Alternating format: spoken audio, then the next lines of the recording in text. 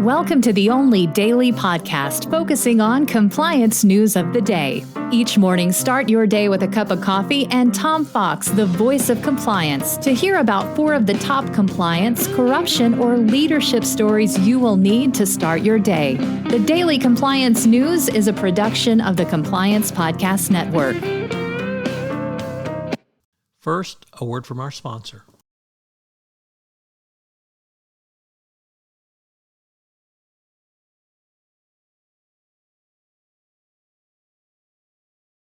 The Daily Compliance News for June 23, 2022, the Final Arguments edition.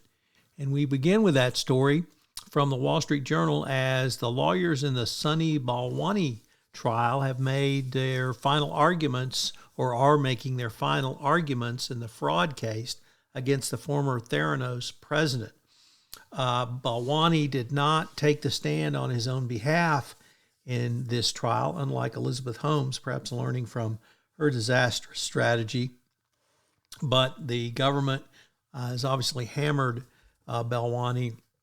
The trial has gone on some 13 weeks due to delays from COVID and some other matters. So the presentation has been very underreported and, unfortunately for the jury, probably somewhat disjointed. Nevertheless, closing arguments, and it looks like it'll go to the jury late this week. Next up, and a story that seems like it's gone on forever. A divided Second Circuit upheld a criminal contempt conviction of a disbarred lawyer who won but was unable to collect a $9.5 billion judgment against Chevron. Of course, I refer to attorney Stephen Donziger, who has indicated, and the story comes to us from Reuters, won a huge judgment in Ecuador against Chevron, and Chevron has fought him and its judgment at every turn. And the Second Circuit rejected Donziger's claim that private lawyers who handle the prosecution on behalf of the U.S. government were unconstitutionally appointed.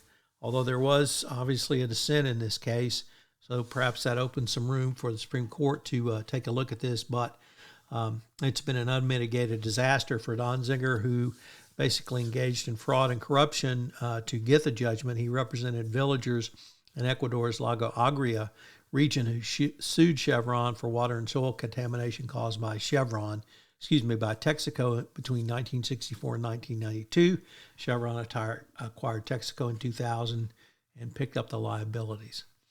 Next up, the Glencore UK subsidiary, PLC, that's Glencore PLC, pled guilty to bribery charges in the United Kingdom.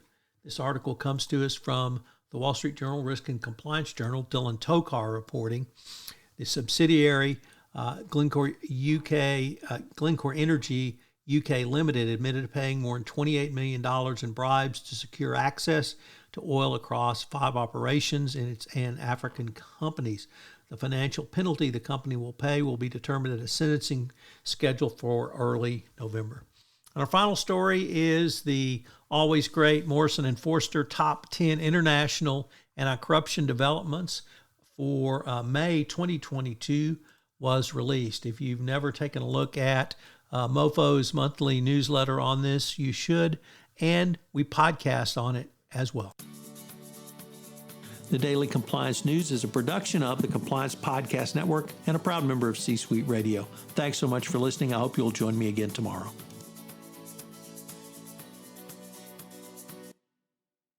This podcast is a part of the C-Suite Radio Network. For more top business podcasts, visit c-suiteradio.com.